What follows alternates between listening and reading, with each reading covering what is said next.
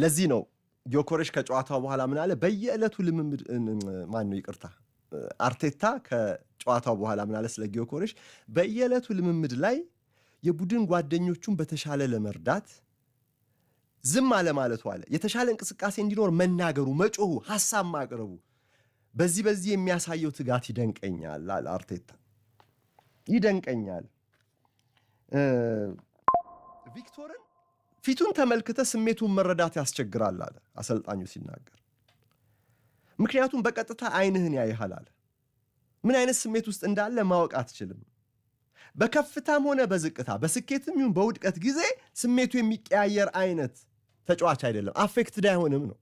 በሁኔታዎች አፌክትድ አይሆንም እኛም የምንፈልገው አለ አርቴታ እኛም የምንፈልገው ይህንን መረጋጋትን ነው ይህን ስቴቢሊቲ እንፈልገዋለን ነገሮች ጥሩ ባልሆኑበት ሰዓት ላይም ያው ነው